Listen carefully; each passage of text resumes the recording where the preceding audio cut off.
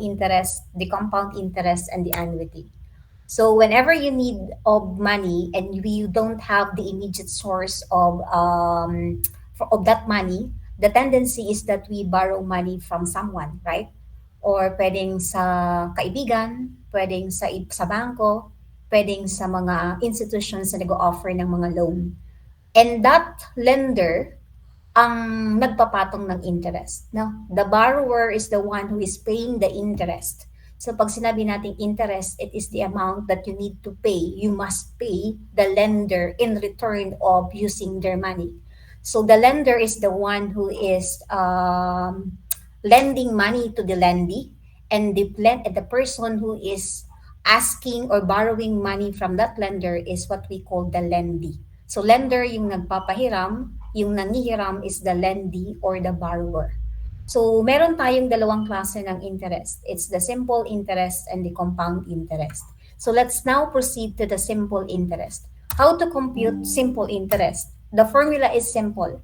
Just get the product of the principal amount. The principal amount is the original amount.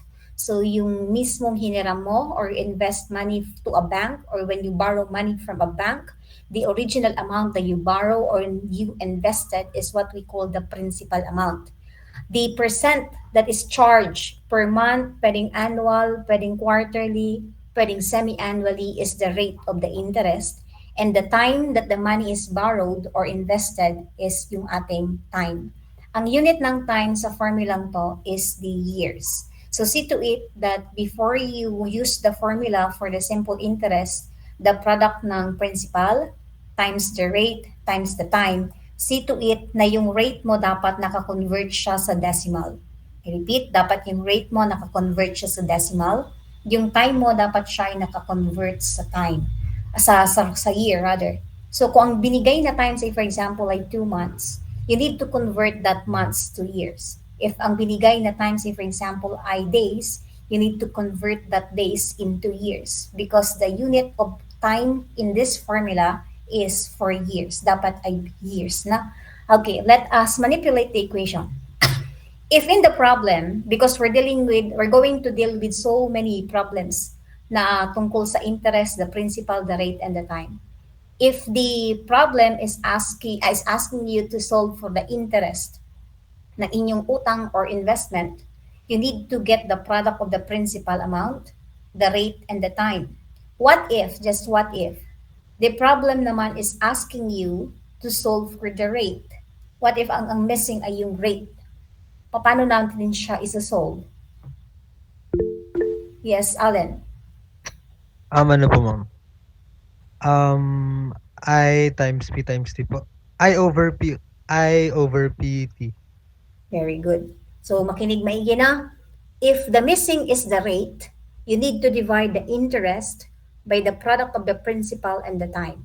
So if ang missing ay rate, i-divide mo si interest divided by the product ng principal amount times the time. What Allen did is that he just manipulate the equation. Di ba sa algebra, kung ang nawawala isang variable, so divide both sides by the given para ma-derive mo yung formula for R. Next, what if ang nawawala is the time? Yes, Charles. I over PR po, ma'am. Very good. If ang missing ay ang time, so interest divided by the product ng P tsaka ng rate. And lastly, what if ang nawawala is the principal amount? Noted, Gerald? What if principal amount ang nawawala? Another hand? Iisang equation lang ang pinag-uusapan natin, ha? Diniderive lang ng ibang classmate ninyo. What if kapag principal, the P ang nawawala? Paano naman siya isosolve?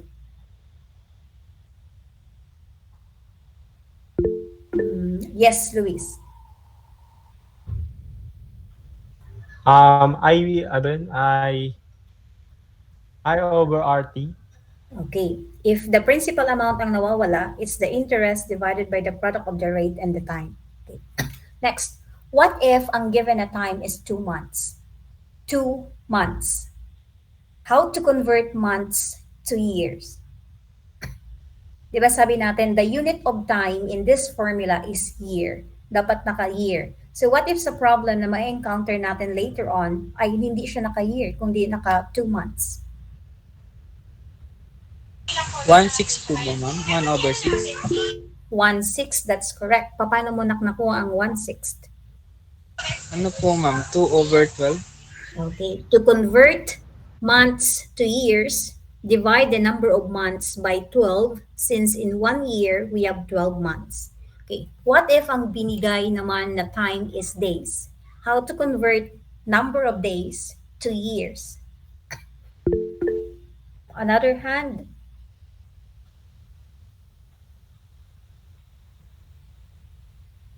Nagre-recall lang tayo yan ay alam na natin. Meron tayong 12 months sa isang taon. So to convert months to years, divide 2 months by 12. Kaya nakuha ni Charles kanina ang 1/6.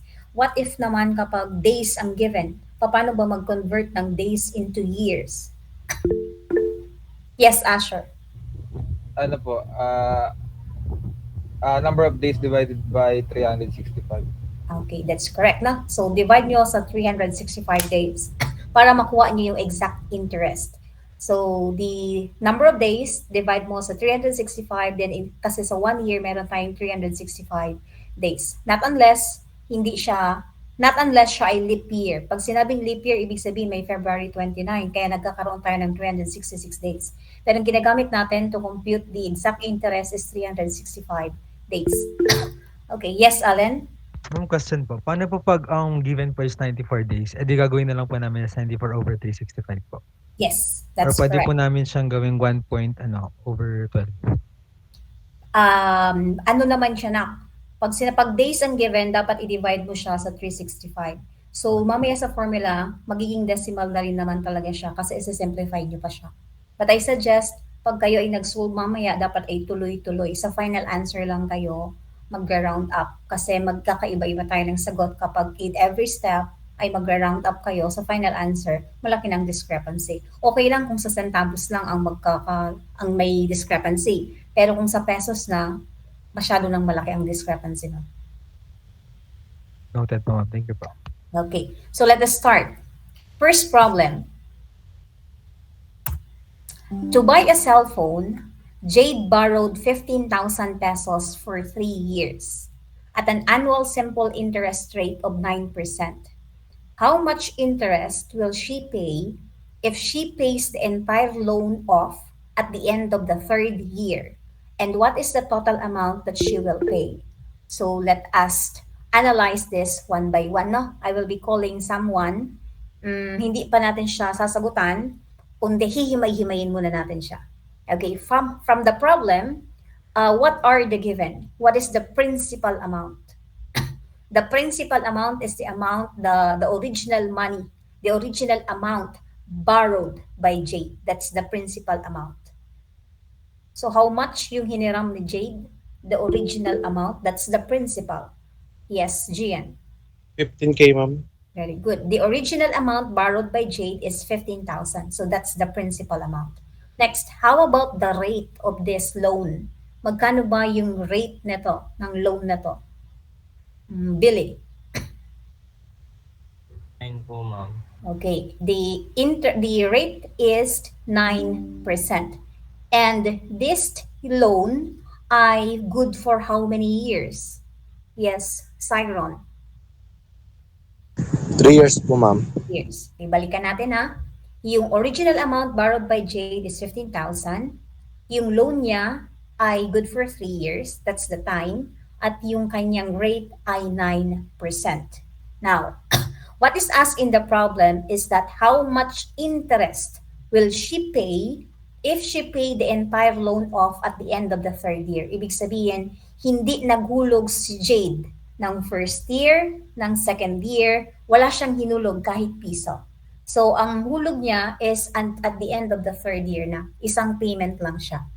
Magkano ang interest ng loan ni Jade na 15,000 for 3 years at 9% rate? How much? Yes, Marco. 4,050 po ba, ma'am? 4,050 50. Let us check if that's correct, Marco. So, since ang given, ang pinapahanap ay the interest, so interest is equal to the principal times the rate times the time as mentioned kanina. So, substitute, ang I natin is nawawala. The principal is 15,000 times 9%, that is equal to 0.09, times 3 years. Then the product of these three figures ay 4,050. So that's right, Marco. 4,050 is the answer dun sa ating first na question. Yan yung interest ng 15,000 at 9% at 9% annually, no? For 3 years, ang babayaran ay 4,050 na interest. Now, to answer the second question, what is the total amount that she will repay? The interest is 4,050 pesos. So how much? Magkano yung total amount na kailangan ibalik ni Jade? Another hand? Yes. Paulo? 19,050 po. Okay, 19,050. Paano mo nakuha, Paulo, yung 19,050? Pinag-add ko lang po yung 15,000 tsaka yung 4,050 po. Okay, that's right.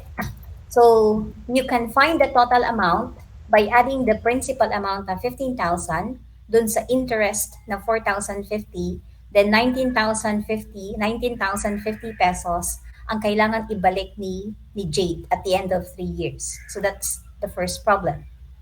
Second problem. By the way, nakuha po ba yung first na problem? Taas nga ang kamay kung lahat ay nakasunod. Okay, thank you. Second problem. Irish invested 6,000 pesos in a bond at a yearly rate of 3%. She earned 450 pesos in interest. How long was the money invested? Okay, can you enumerate the given in this problem?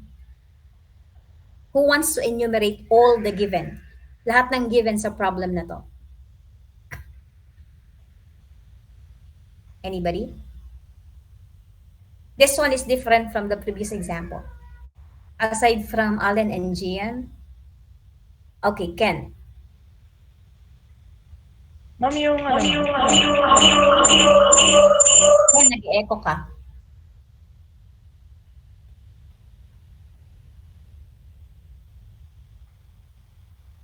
ma'am, ma'am, sa, ma'am, dito, ma'am, yung sa Irish invested 6,000, ma'am, ayun, ma'am, yung principal, ma'am.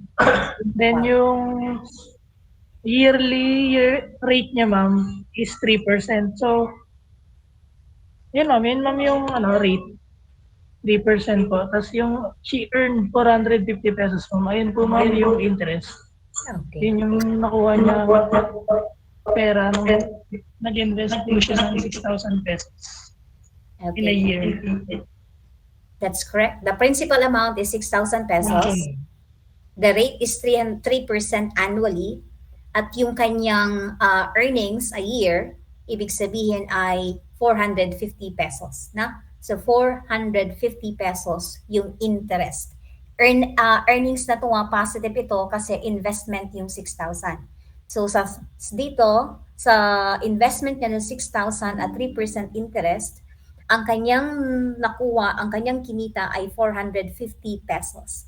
The question is, how long was the money invested? So what is missing, guys? Pag sinabi mong how long was the money invested, what is missing? Yes, Jesus. Yung time po, ma'am. Okay, it's the time. Pag ang tanong ay how long, nawawala ang time. So, how long was the money invested? Gaano kaya katagal? For Irish to earn 450 pesos at 3% interest, yearly interest, gaano kaya katagal niya ininvest yung 6,000 pesos na yun? Yes, Mike. Ma'am, ano po, 2.5 year. Okay. 2.5 years according to Mike. And that 2.5 years is equivalent to how many years and how many months? That's correct now. That's 2.5.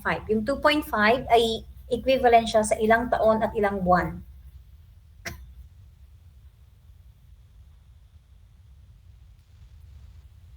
Yes. Another hand.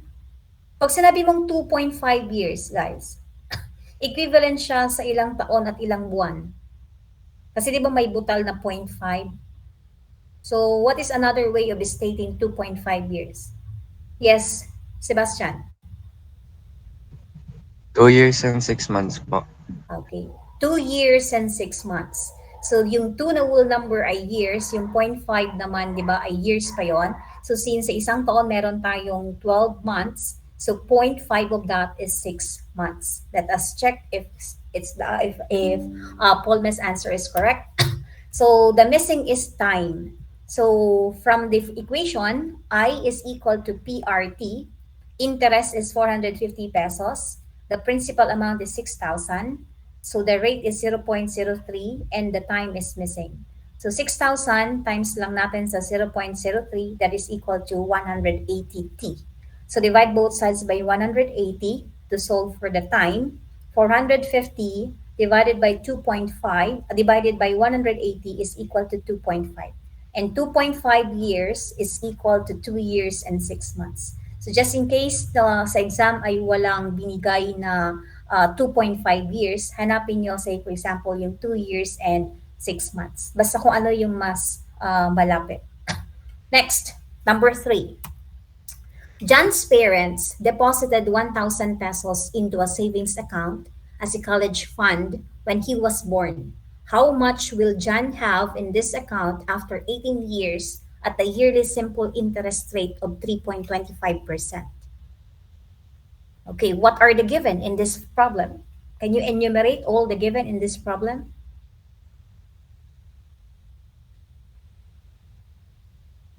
Anyone?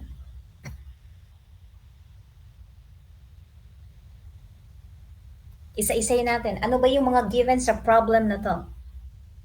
Another hand? Aside from this 5 gentlemen?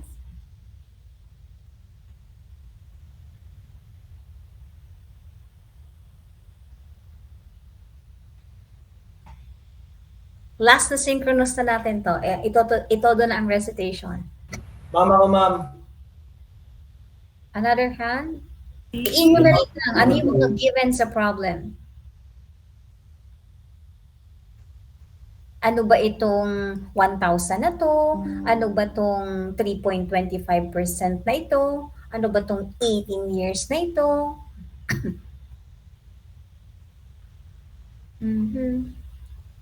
Okay, Sean, can you enumerate the given in this problem? Ano yung 1,000? Ano yung 3.25? Ano yung time? Ano yung nawawala?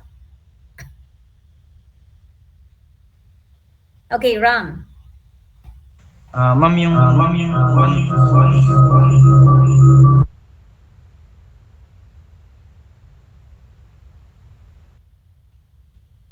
yung ano po, yung 1,000 po, yun po yung principal. Then yung 3.25% po, yun po yung rate.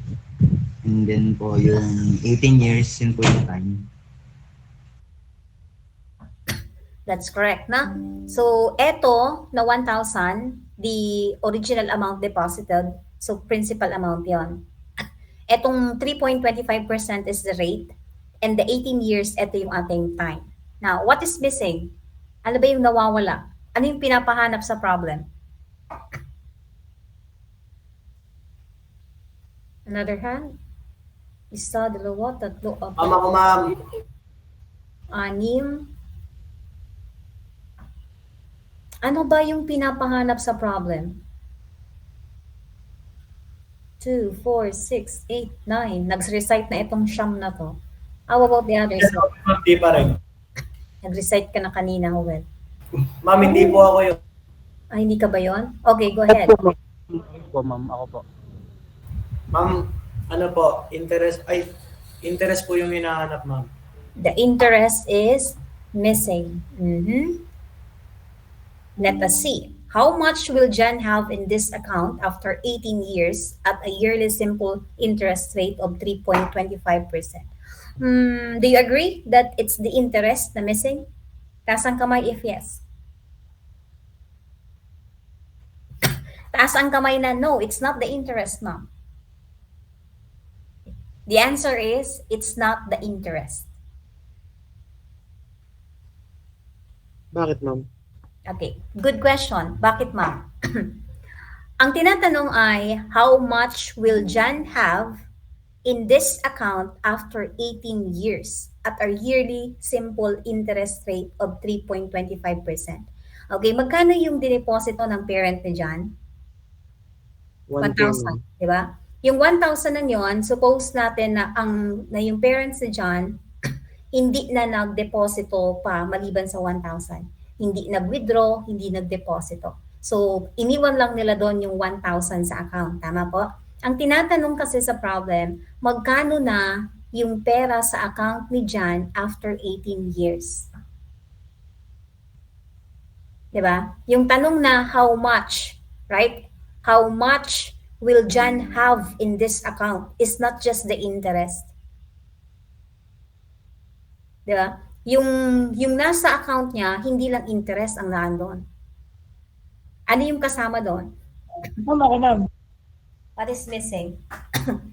Although yes, partly, kailangan mo i-compute yung interest, pero not just the interest itself. Kapag nag-iwan ka ng pera sa bangko, hindi mo naman winidraw yung pera mo, hinayaan mo lang tumubo doon ng tumubo, ininvest mo lang doon, di ba, nadadagdagan Ma'am, ako yun? po, ma'am. Yes, Sean. Yung all in all na pera po, yung lahat-lahat na po. Okay, yung lahat-lahat na. Paano makukuha yung lahat-lahat na pera niya? Paano kaya yun makukuha? Yes. Pag Okay, Sean, go ahead. pinag-add po yung nakuwang interest po, ma'am, tsaka yung pera po niya talaga po. Correct. So, the interest of that 1,000 for 18 years na earnings, add mo doon sa original amount na 1,000, yan yung total ng pera ni John sa kanyang bank account, sa kanyang savings account. Okay, then, what's the answer? Ako, ma'am. Ako, ma'am. Okay, Gian. Ma'am, tingnan ko na kung tama to, ma'am. Okay. Ano po ba, ma'am? 59,500 po, ma'am. 59,500. 500 po. Nakuha nyo ba ang 59,500? Sino nakakuha ng 59,500? Okay. I guess meron dyan, Gian, may iba pang sagot. Ano, ma'am? Ito, ma'am. Meron pa ako isa, ma'am. Okay. Daming backup pa. Ano, ma'am?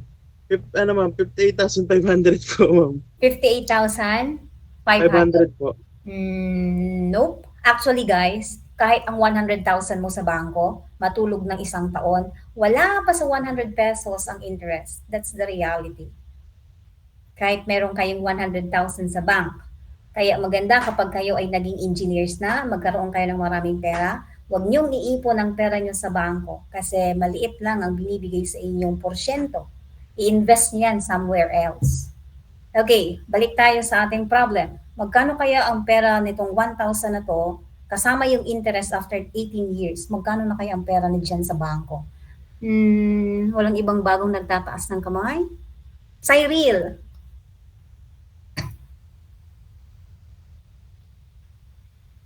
Sai. Meron? Yes, what's your answer?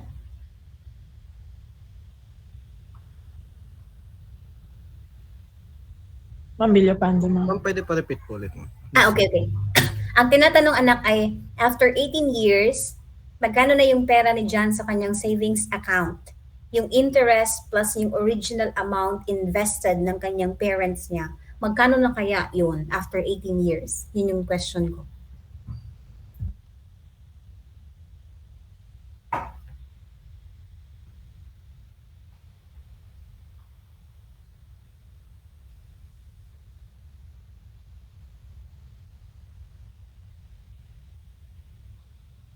Ma'am, may tanong po ako, ma'am. Okay. Yung pagkuha po nun, ma'am, yung formula po nun, ma'am, is katulad lang din po ng nung formula po sa question number 1 niyo po. Yes. Yung sa Ganun, same lang din po, ma'am. Same. Okay po. Okay na, Sai? Wala pa? Steven?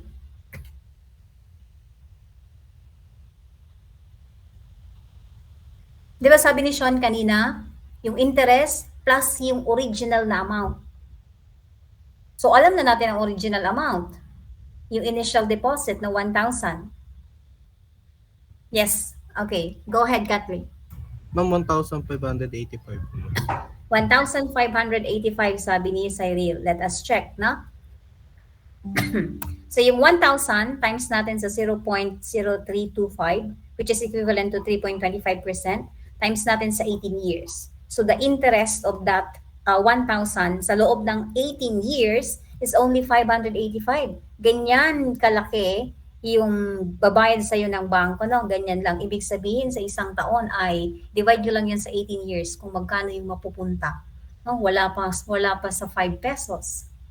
Okay. So that 585 will be added to 1,000. So 1,000 na original amount plus 585 na interest, the total is 1,585. So John will have a total of 1,585 pesos in the account after 18 years. That's the answer, 1,585. Next, problem number 4. Mr. Johnson borrowed 8,000 pesos for 4 years to make home improvements. If he repaid a total of 10,320 pesos, at what interest rate did he borrow the money? What are the given?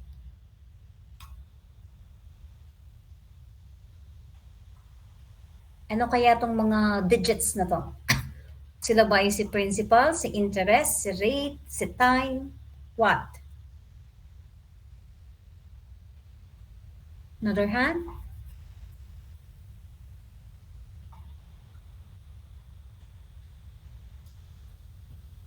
Jairo, would you like to answer?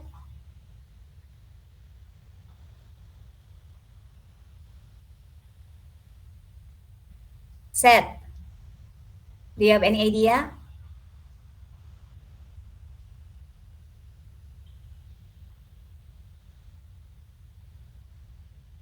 Ma'am, pwede pa ulit po yung question. What are the given in this problem, Christian? Ano ba tong mga 8,000 na to? Ano ba tong 4 years na to? Tulad ng ginawa ng classmates nyo kanina, in-enumerate nila. Ano yung mga given sa problem na to? Dapat alam nyo kung ano yung mga figures na yon. Kasi pag hindi nyo ma-identify kung ano tong mga given na to, at kung ano yung tinatanong, most likely, hindi nyo alam kung ano ang kukompute nyo sa formula. Importante na nauunawaan natin yung mismong text.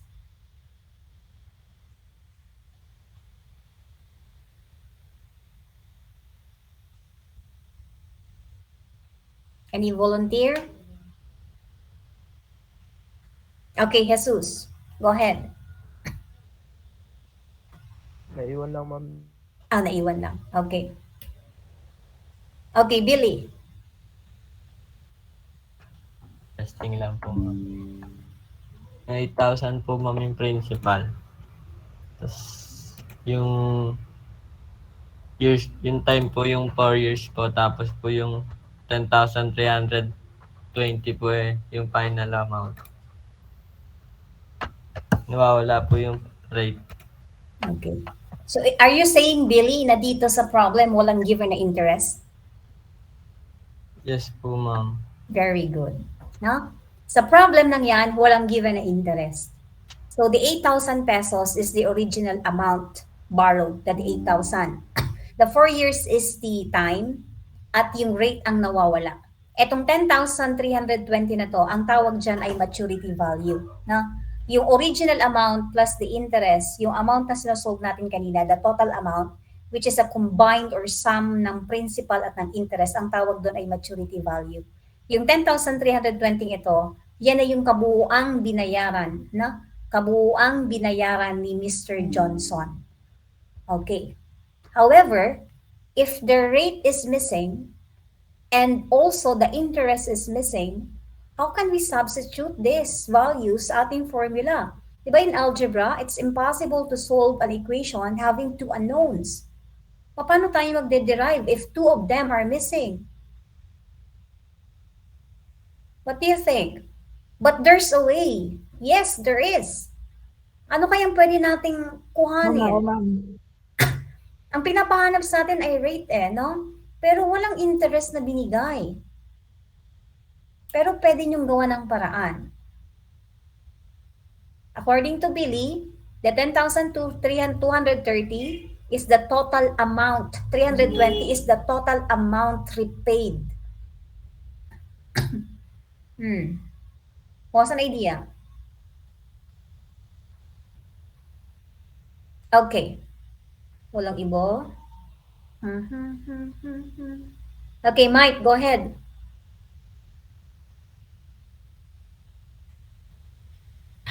Ma'am, para po makuha yung interest, ma-minus po yung maturity value to principal po. Correct. Take Bali, note. Bali po ang value ng interest po natin is 2,320. Thank you, Mike. That's correct na. Para makuha ang interest, kung hindi given ang interest, pero given yung maturity value is yung sum ng principal and the interest, which is the total amount na sinasabi ni Billy kanina, and that is 10,320. You subtract 10,320 and 8,000. So whatever the result is, that is the interest. So yung 8,000 na original na hiniram ni Mr. Johnson plus the 2,320 is equal to 10,320 na binayaran niya. Okay. That's correct na. So 10,320 minus 8,000 is equal to 2,320 pesos. That's the interest. Now, answer the problem. Meron na tayong interest. At what interest rate did he borrow the money? Yung question ay, ano yung rate ng 8,000 pesos na ito? Nung hiniram ni Mr. Johnson yung 8,000 pesos, ano yung kanyang yearly na rate? Tubo. Yes, Christian. 7.25 po, ma'am. 7.25% according to Christian. Let us see if that's correct. The interest is equal to 2,320. So based from our discussion earlier, if the rate is missing, you divide the interest with the product of the principal and the time. So the time is 4 years, the principal is 8,000. Ibig sabihin, ang ating 8,000 times mo sa 4, that is equal to 32,000. R, kasi yung R ay missing. Divide both sides by 32,000, that is equal to 2,320 over 32,000, 0.0725. To convert decimal to percentage, multiply that to 100%. So ang rate natin ay 7.25% or 7 1/4%. Pareho lang yung dalawang yan. Okay, nagets po ba yun? Taas nga ang kamay kung nakagets sa problem number 4. Thank you. Next, maturity value. Kanina, ang tawag doon ay maturity value, no? The sum of the principal and the interest computed is the maturity value, which is the M. So M is the maturity value, I is the interest, and P is the principal. Okay, another way of solving them, aside from getting the sum of the principal and the interest, pwede rin kayong gumamit ng P times the quantity of 1 plus RT. Whichever is applicable, kung saan kayo mas nadalian, pwede po. So, yung dalawang yan, P plus I is equal to P times the quantity of 1 plus RT. Same lang yung dalawang yan. Same lang. Let's have this example. The initial deposit of an account offering 1.25% simple interest is 5,000 pesos. If Elizabeth deposit 5,000 pesos, how much interest will her money have in 3 years? What's the answer?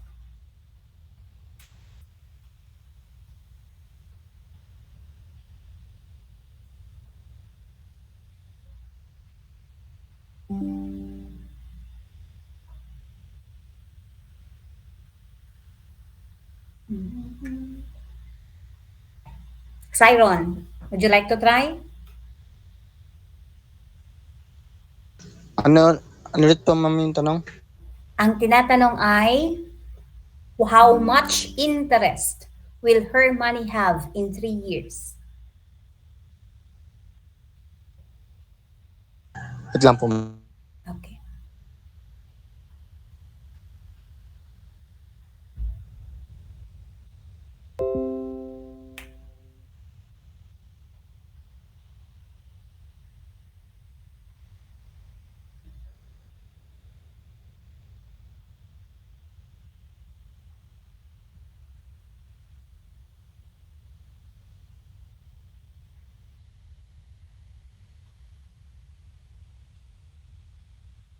The principal is 5,000 pesos. The rate is 1.25. The time is 3 years. Ma'am, 18,750 po ma'am. 18,750. Tama bang dinig ko na?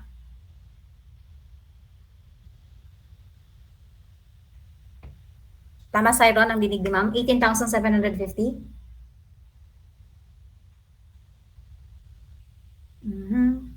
Saan kaya yung bank nang yan? Parang gusto Opo, ma'am. invest.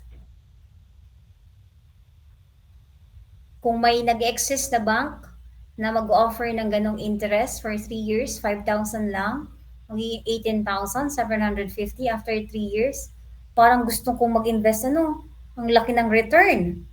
Parang, di ba? Almost 300%. Almost 400%. Saan kaya yun? Unfortunately, it's not. What's another answer? Yes, Charles. 5,187.5 po, ma'am. 5,187.5. No, it's not.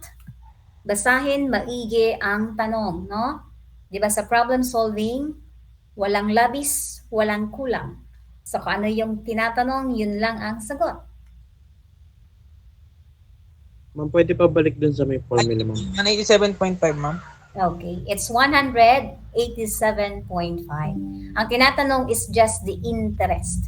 So, anong interest na tong 5,000 pesos na to sa loob ng 3 years if ang rate ay 1.25%? So, ang ating principal amount is 5,000. Ang ating time is 3 years. The rate na 1.25 is equivalent to 0.0125. So, get the product. The interest is 187 pesos and 50 centavos. That's the answer. Next. Ano po ulit yung formula po sa maturity value po? Okay. It's the principal plus the interest. Screenshot ko lang po, ma'am, sandali po. Thank you po. Okay. Move ko na. Next. Number 2. Dexter invests on a farm in Pampanga amounting to 400,000 pesos. If the rate of interest is 4%, how much will his investment be in 5 years?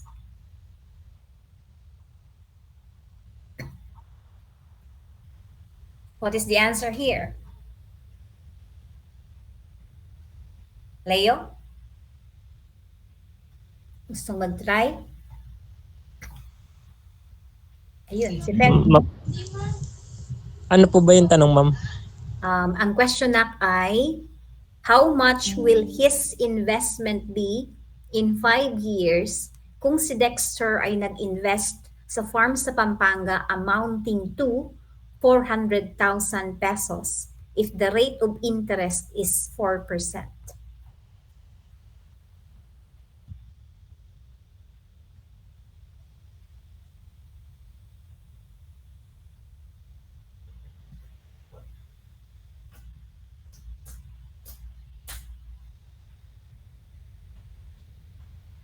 Friends.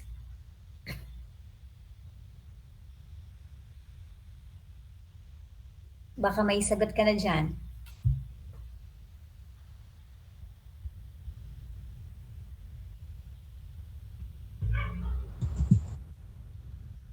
Ayun, Leo, meron na na?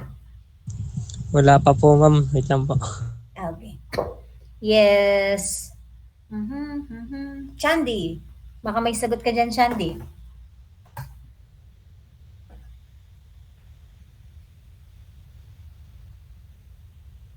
None?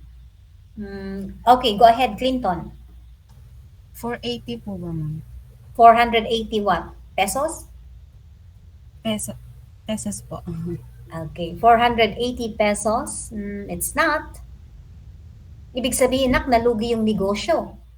Because, di ba, nag-invest si Dexter ng 400,000 pesos. Then at the end of how many years, naging 480 pesos? Ay, sorry, ma'am. 400,000 pala yun. Akala ko 400. Okay. Yes. Owen. Okay, that's right. It's 480,000 pesos. Yung his investment na tinutukoy is the 400,000. So the interest of this 400,000 in 5 years is equal to 80,000. So 80,000 plus natin dun sa 400,000, that is equal to 480,000. So pwede rin kayong gumamit ng formula na M is equal to the product ng principal times the quantity of 1 plus RT. Principal amount is 400,000. 1 is fixed. The rate is 0.04. The time is 5 years. So 480,000. Ibig sabihin, guys, kung monthly, kung yearly, say for example, kukuhanin ni Dexter yung kanyang earnings, magkano yung yearly earning niya dito sa investment niya to? Magkano yung yearly nakita niya sa farm na to? Magkano kaya? Yes, Renz. 16,000 po. Very good. So yung 80,000, di ba, kita na yon. Divide natin sa 5, that is 16,000. So kada taon, kumikita siya ng 16,000 sa farm lang yon. No, maliit pa nga yun eh. That's how you compute. Next, number 3.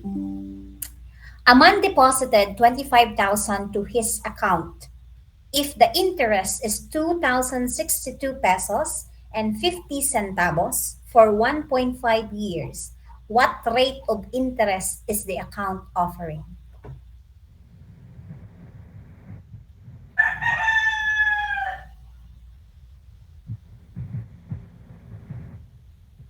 Okay, solve.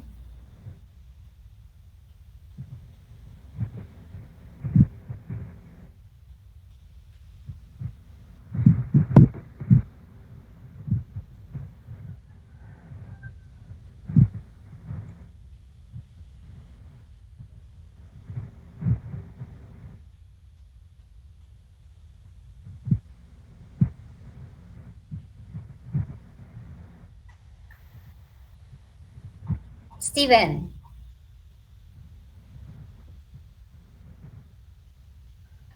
Victor Emmanuel.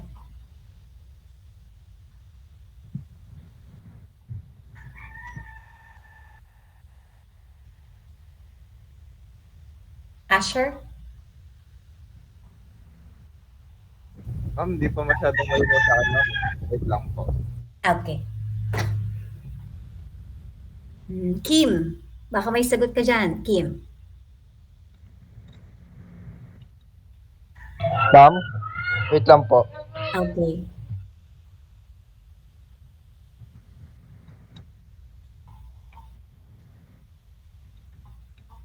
Ma'am, ano po ulit yung tanong?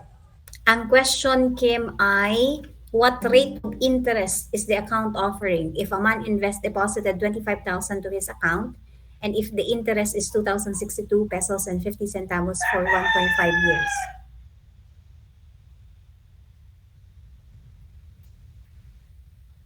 Nagkano yung rate? 5.5. 0.5 po, ma'am. 0.5%. It's not.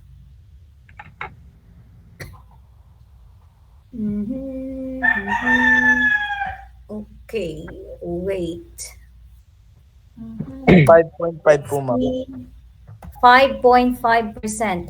Paano mo na-solve ang 5.5, Kim?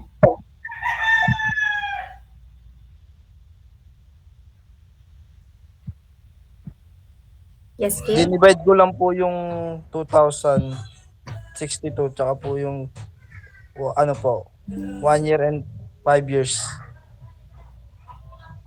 That's it? Yes po, ma'am. Paano si 25,000? Hindi mo siya dinivide? Ayun din po, ma'am, yung 25,000 po na. Okay. So to solve for, thank you, Kim. To solve for rate, interest divided by the principal times the time. So 2,062 pesos and 50 centavos divided by 25,000 times 1.5. Therefore, the product is the quotient is 0.055. Times natin sa 100 para makuha ang percentage, 5.5%. Next, Winnie paid the bank 750 pesos interest at 4% simple interest for 3 months. How much was the initial loan? So.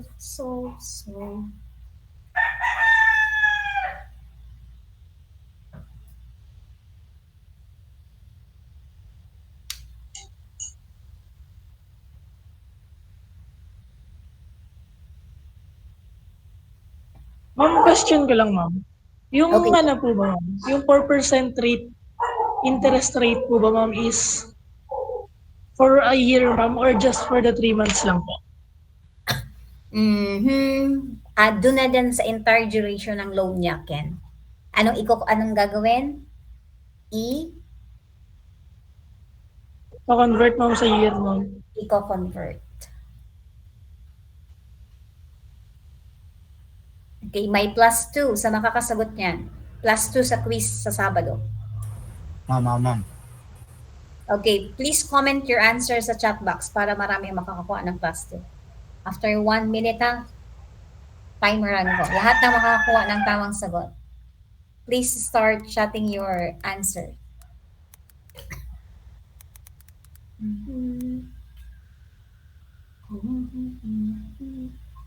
Let me see. Screenshot ko para mabilis.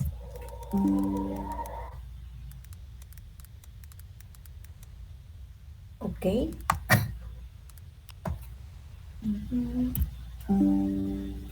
Isa, dalawa, tatlo, apat.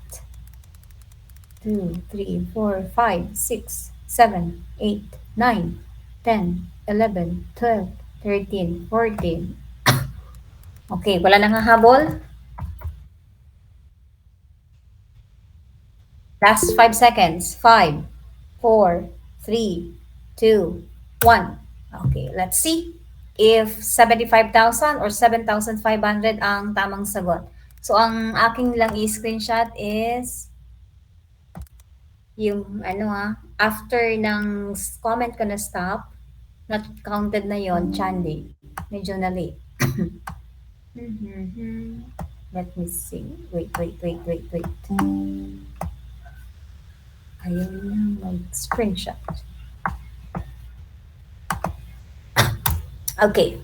So, the interest is 750 pesos. For 3 months, yung ating time, yung R natin ay 0.04. So, i-convert natin sa year itong 3 months na to. So, 3 months, divide natin sa 12, that is equal to 1/4 year. So, for 1/4 year, multiply natin sa 0.04 interest para makuha yung kanyang interest for 3 months. That is equal to 750 divided by 0.04 times 3/12. The answer is 75,000 pesos. So, that's right. Next. Present value and the future value. Yung future value ay para lang din siyang maturity value. Iba lang yung term niya. So, to find the present value is equal to the quotient of the future value over 1 plus RT. I repeat, no? Yung future value para lang tong maturity value. Example, kung nag-invest ka ngayon ng 5,000, say for example, kung kailangan mo ng 3 million, 2 years from now, magkano yung dapat mong i-invest at 2% interest. So, that's the present value, no? 2 years from now, kung target mo ay 3 million, so that's your future value. hahanapin mo yung present value, just divide that future value to the sum of 1 and the product of the rate and the time. Let's have this example. What is the present value of 5,275 due in 6 months if 11% interest is paid? So the present value is equal to 5,275 divided by 1 plus 0.11. 0.11 ay galing sa 11%. Saan naman nanggaling yung 0.5? Help me. Saan kaya nanggaling yung 0.5? Gerald. Saan nanggaling yung 0.5?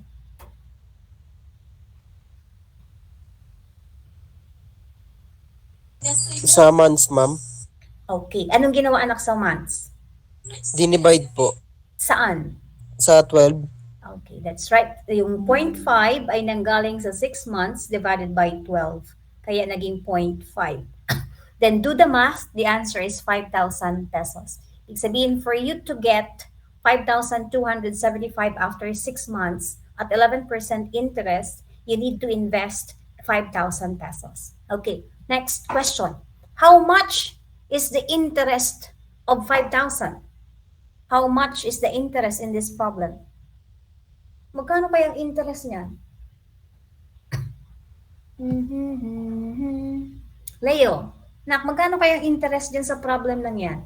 Di ba, the future value is 5,275. 6 months from now, your 5,000 will become 5,275. So how much is the interest then?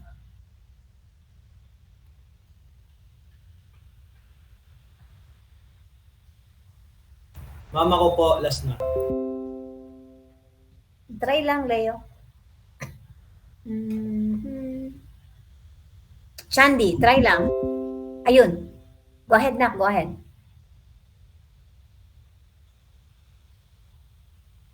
Sige po ma'am, wala pa po sa ano.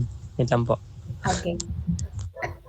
Victor Manuel, baka meron kang sagot.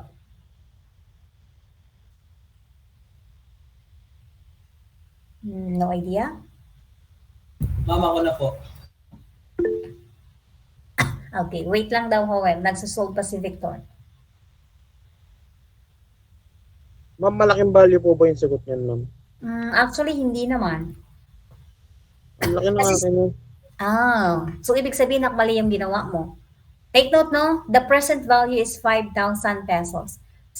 Kung sa'yo yung 5,000 pesos, sabi sa problem, 6 months from now, magiging 5,275 yan. Kung i-invest mo at 11% interest for 6 months. Umabot ako ng 330k.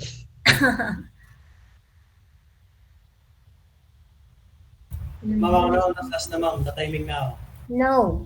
Hintayin natin si sabi wait lang daw. Chandy. Seth.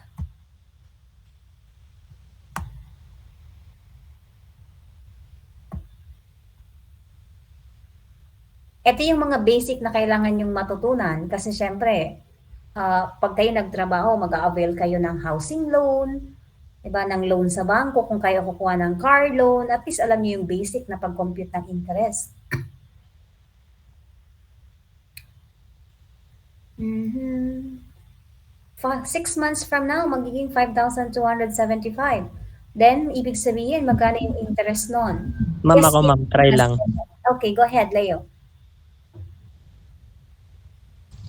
874 ma'am.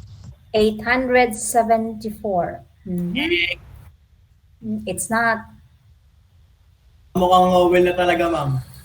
Just analyze the problem, guys, no? Pinapahanap sa atin yung present value. Present value nitong 5,275 na to, na at 11% interest is paid, no? 11% interest is paid. So, yung na-compute natin, ang present value nito ay 5,000 pesos. Ibig sabihin, 5,000 pesos. So, at the end of 6 months, yung 5,000 na to, naging 5,275. Kasi yung future value ay 275. So, magkano yung interest na binayaran? Ma'am, pamasko niya na, ma'am, sa akin. Huwag masyadong mag-isip ng komplikado. Just analyze the problem. Ma'am, tinotok lang nga ako, ma'am. Oo. Ayun, sabi ni Manuel ay 275. So, to get the interest, kung given yung future value and the present value, simply subtract. Subtract nyo lang si future value minus the present value, that is the interest. Okay. Next, compound interest. Kanina ay simple interest. Ang compound interest, ito ay mas kilala sa tawag na interest of the interest. Kasi kung sa simple interest, kung ikaw ay mangungutang, kuhanin mo lang yung product ng uutangin mo, times mo dun sa rate, times mo sa taon, sa time. Pero dito sa compound interest, ibang usapan to. Yung interest nagiging principal amount. Parang ganito. Kung ako ay uutang kay Howell ng 10,000, sabi ko, Howell, pautang naman, 10,000, babayaran ko lang sa loob ng 3 months. So sabi ni Howell, sige ma'am, 10% interest per month, sabi niya gano'n. So anong date ngayon? December 15. So December 15, binigyan ako ng 10,000. Pinautang ako ng 10,000 at 10% interest monthly. Pagdating ng January 15, ang utang ko sa kanya hindi ng 10,000, kundi 11,000 na. Paano nangyari? Yung 10,000 na utang ko, 10% of that is 1,000. Tama? So yung 1,000 na interest plus yung utang ko na 10,000, 11,000 na ang total. So pagdating ng January 15, 2023, i-compute ni Howell yung 10% ng 11,000. Hindi na 10% ni 10,000, kundi 10% ng 11,000 na. So dito sa compound interest, siya ay klase ng interest na kung saan ang principal amount, the interest is converted to the principal amount. Pinagsasama-sama yung mga accumulated na interest, then siya ay kino-convert sa principal.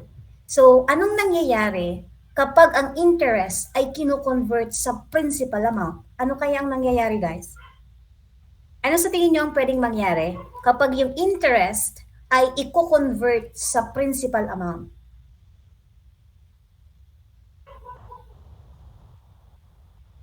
Anybody? Tataas yung value ng pera. Tataas yung value ng pera? If it's investment, yes, tataas. What if kung utang? Lalaki po yung utang.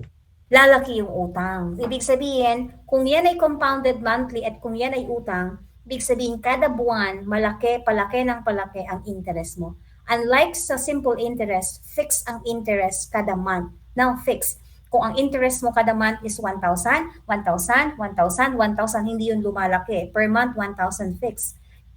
Pero kapag compound interest, lumalaki siya monthly. So, balik tayo sa problem kanina. January 15, 2023, ang utang ko na ay magiging 11,000. How? Kasi 10% of 10,000 is 1,000 and that 1,000 will be added to 10,000. Kaya ang utang ko na ay 11,000. What is 10% of 11,000? Yes, Marie.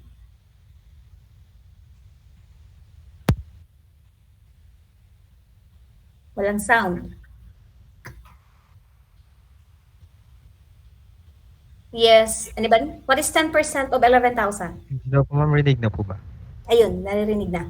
And 1,100 po. 1,100. See the difference? Nung December 15 up to January 15, ang interest lang ay 1,000 pesos. Now, from January 15 up to February 15, 2023, ang naging interest na ay 1,100 pesos. Kasi lumaki yung principal amount mo. Pag lumalaki ang principal amount mo, ibig sabihin ang interest mo buwan-buwan ay lumalaki din. Okay, sa compound interest, ang tawag dun sa amount, the principal amount, plus mo dun sa compound interest, ang tawag sa kanya ay compound amount. I repeat, yung letter A dito, yung letter A, ang tawag dyan ay compound amount. So ang compound amount, ang definition dyan ay sum ng principal plus the compound interest. Kanina, maturity value, tama? Because the principal plus mo yung interest, the simple interest is the maturity value. But here, the principal plus the compound interest, that is the compound amount. Okay, next, P is the principal amount, tulad lang sa simple interest. R is the rate, annual, and T is the number of years the amount is deposited or borrowed. Take note of this N. Ang N is the number of times the interest is compounded per year. Yung N ay frequency. Ang tawag sa N dito ay conversion period na tinatawag. Ang ibig sabihin ng conversion period, ito yung bilang ng annual kung ilang beses ka magko-convert ng principal sa ng interest sa principal. Example, compounded monthly. Pag sinabi mong compounded monthly, ilang bilang yon? Ano kayang frequency pag sinabing compounded monthly? Another hand, compounded monthly, guys. Monthly. Ilang months meron sa isang taon? Ilang months? 12. So pag sinabi mong compounded monthly, ang N mo ay 12. Ibig sabihin, 12 times ka sa isang taon nagko-convert ng interest sa principal amount. Okay. What if pag sinabing quarterly? Compounded quarterly. Ano ang N mo? Quarterly. 4 ang N mo, ha? So pag sinabi sa problem compounded quarterly, ibig sabihin 4 na beses ka sa isang taon nagko-convert ng interest to principal. So tuwing kailan yun, ma'am? Pag sinabi mong tuwing kailan, January, February, March, pag iipon-ipunin yung mga interest na nakuha sa January, February, March, i-convert siya sa principal. That is the first quarter, diba? Then after yan, April, May, June, that is the second quarter. So ibig sabihin yung for na frequency mo, nangyayari yan every 3 months. Okay? How about semi-annually? Semi-annually.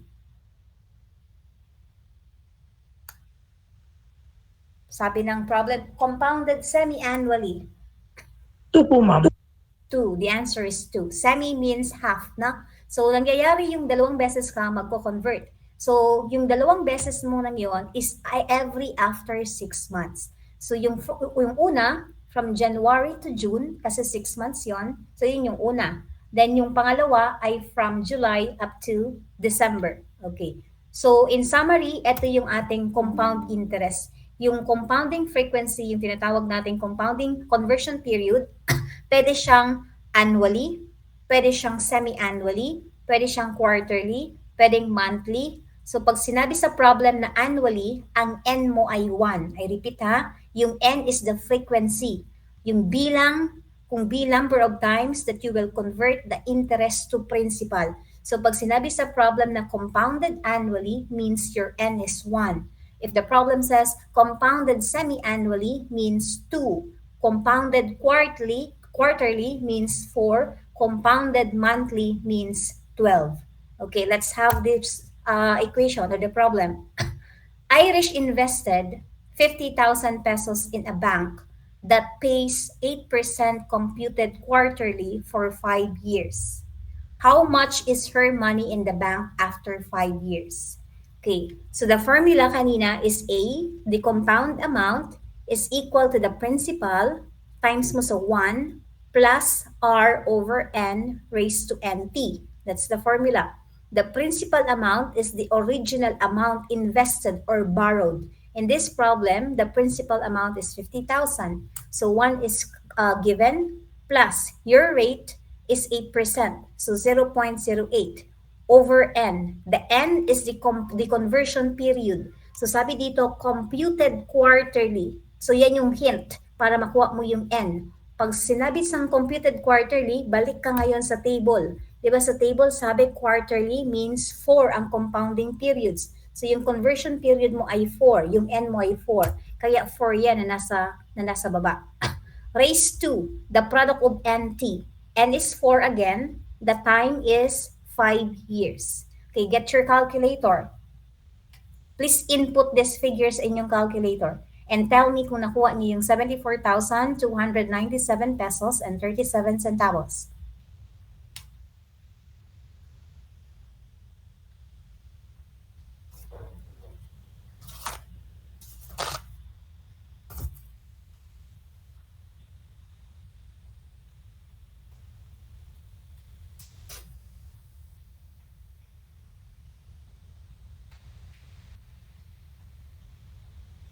Let me know if you get that answer.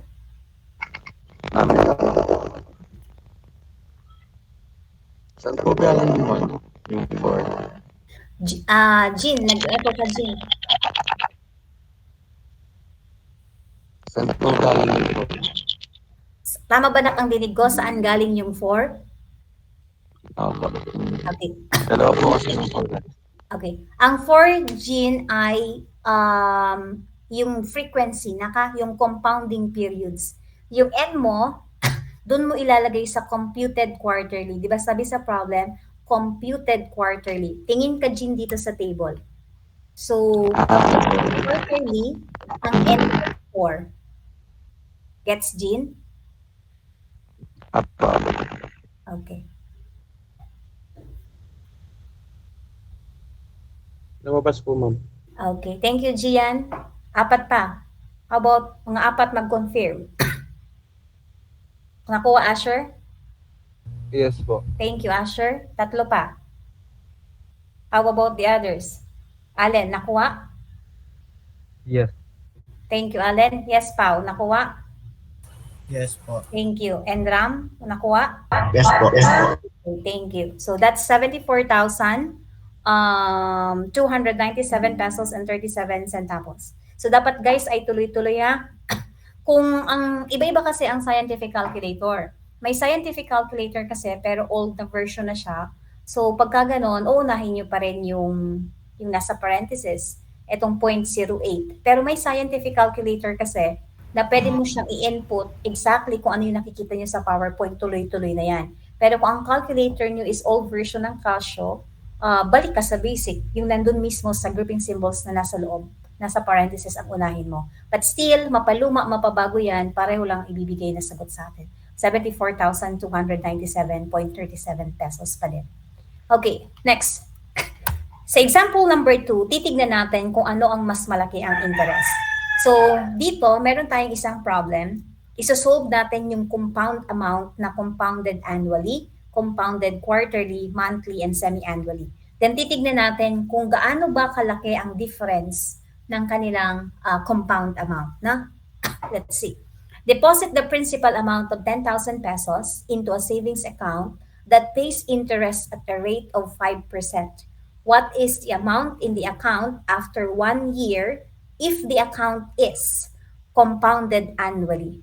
So, kung compounded annually yan, 10,000 times natin sa 1 plus 0.05 over 1 raised to 1 times 1. Again, yung 1 ay galing sa table. Sa table po. It's 1 kasi sabi ay annually. Compounded annually means 1 conversion period. Kaya 1 yung denominator natin. So that is equal to 10,500 pesos. That is the compound amount kung yung 10,000 lang yon ay in-invest sa savings account na meron siyang rate na 5% interest. Next. Therefore, ma'am. how much? Sige, go ahead. Gian? Yung sa ano po, ma'am? Ito po, ma'am, yung dalawang 1 po na i-squared po, ma'am. Pwede po bang ipag-add na lang po yan, ma'am, pag ilalagay na lang po sa ano, sa calculator po o kailangan po magkahiwalay? Addition, Gian, is different from multiplication. Kapag inad natin yan na, magkakaiba ng sagot. When you multiply 1 and 1, the product is 1. And when you add them, the sum is 2. Squaring is different from raising it to 1. That's why it's not possible. Thank you po, ma'am. Times talaga siya na. Okay, now, if the compound amount is 10,500 pesos, meaning to say, what is the compound interest? If the compound amount is 10,500 pesos, ibig sabihin, magkano yung compound interest?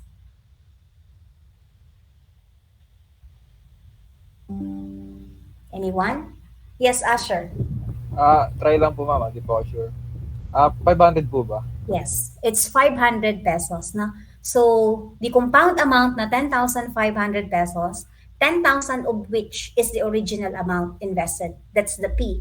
And the 500 pesos na dinagdag comes from the interest. So, do not be confused. The compound amount is the sum of the principal and the compound interest. So, the principal is 10,000 pesos. The compound interest is 500 pesos and the compound amount is 10,500. Okay, next, same problem, but this time compounded semi-annually. Same problem. So 10,000 times 1 plus 0.05 divided by 2. It's 2 because compounded semi-annually.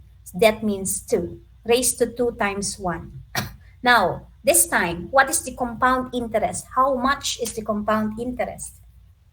Emmanuel, how much is the compound interest? If 10,000 pesos is compounded semi-annually at 5% interest, magkano yung compound interest?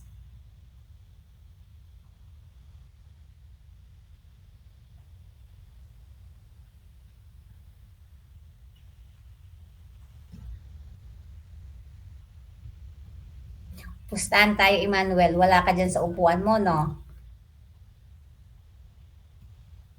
Okay, Seth.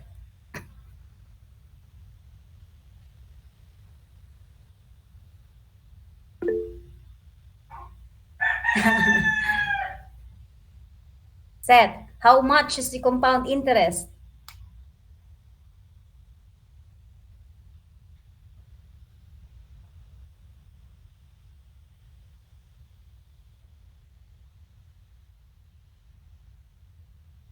Gerald. Ma'am, ano po, 506.25? Tama po ba? Tama na. It's thank you po, 506.25 pesos. That's the compound interest. And the compound amount is 10,506.25. Same problem, but this time compounded quarterly. Quarterly, yung NY 4, raise natin sa 4 times 1. So dito, ang nako-compute is 10,509.25 naman siya. Na 10,509 pesos and 45 centavos. So ang compound interest dito this time ay how much ang compound interest? Sa letter C, if 10,000 pesos is compounded quarterly, magkano ang compound interest? Yes, Jean.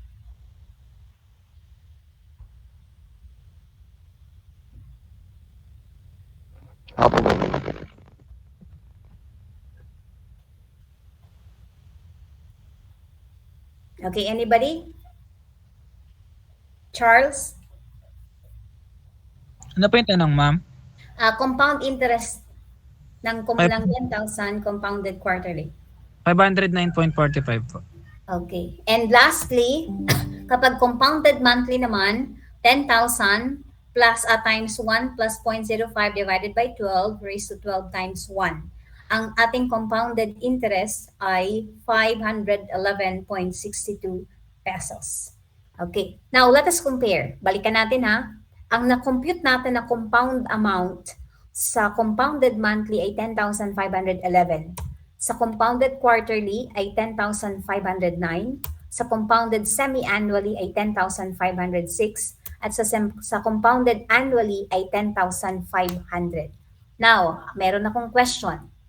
Kung kayo ay mag-i-invest ng 10,000 pesos ninyo at meron kayong dalawang options na bangko, say for example, Bank A at meron kayong 4 na bangko na pinagpipilian. Gusto kong mag-invest ng 10,000 sa 4 na bangko. Okay. Meron akong gusto ng iisang bank lang. Sabihin natin na si Bank A ay nag-o-offer ng interest na 5% compounded annually. Na si Bank B nag-o-offer ng 5% interest rate compounded semi-annually. Si Bank C nag-o-offer ng 5% interest rate compounded quarterly at si Bank D ay nag-o-offer ng 5% interest rate compounded quarterly. Na monthly rather. I repeat na, si Bank A ay annually, si Bank B ay semi-annually, si Bank C ay quarterly, si Bank D ay monthly. Kung ikaw yung mag-i-invest, anong bangko ang pipiliin mo? Bank A, Bank B, Bank C, or Bank D? Yes, Allen. Bank D po. Why? Kasi po, lamang po siya ng 11 pesos sa Bank A. Tapos po, bale po, if ever po maka-ano kayo ng 4 years, mas malaki po siya ng 44 pesos po.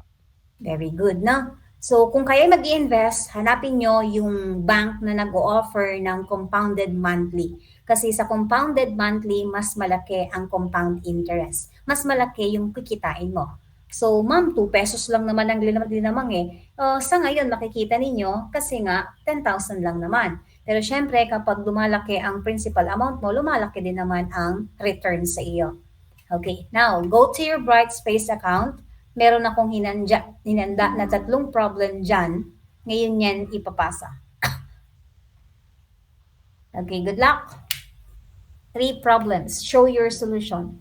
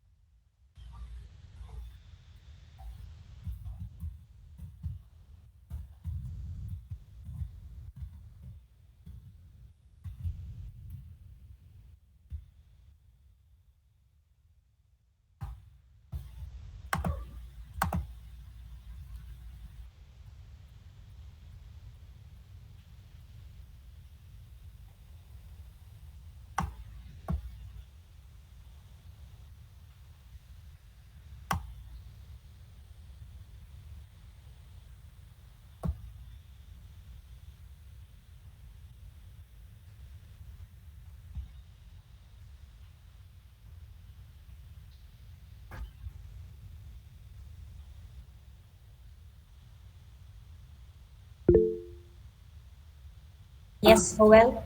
May tanong po ako. Okay. Ma'am, ano yung anong, ma'am? Yearly, annual. Thank you, ma'am.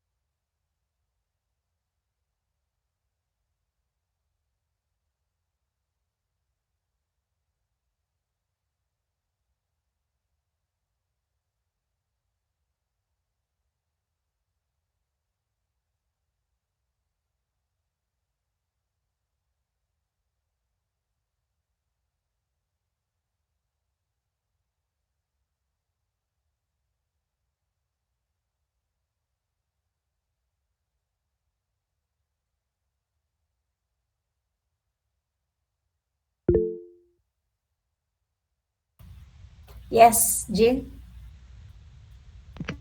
Ma'am, tanong na lang po, pwede po na i-comply yung mga lumis ko. Nagka-record po kasi ako ng 2 weeks. May mga ano naman po ako na galing ako sa hospital. Okay, Jean. Send ko na lang po sa inyo. I-open ko, buti na banggit mo yan. Habang nagawa ng sit-work mo, makinig maigi guys. Di ba ang finals natin ay December 19 sa Lunes na po iyon. Tapos ang submission ng grades namin kasi ay 2019 ang math, 21 dapat makapag-submit na kami ng grades. So lahat ng ginawa natin, assignment 1, 2, tapos sit-work number 1 and 2 na ginagawa nyo ngayon, ay i-open ko yun lahat ngayong weekend. No? Ang kailangan yung makompleto ay 6 na activities. May isang long quiz number 1. Sa long quiz number 1, kailangan nyo akong i-email. Kung hindi kayo nakapag-long quiz, i-email niyo ako para mabigyan ko kayo ng special access doon. Pero yung sit-work 1 and 2, assignment 1 and 2, i-open ko yung link niya ngayong weekend, kompletuhin ninyo. Tapos ang long quiz number 2 ay ibibigay ko sa Sabado. Dapat kasi makadalawang long quiz. Thank you for reminding me.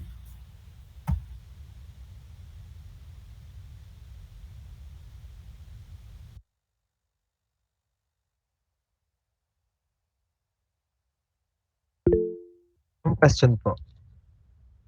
Yes, Allen? Okay lang po na kahit po hindi po masunod yung formula na binigay nyo, kahit po kami po sarili mag-derive po. That's fine with me. Basta po final answer po is same po. Correct. Mm-mm. Okay, That's thank the you po. beauty of mathematics. No need to stick on the formula given. Okay po ma'am. Thank you po.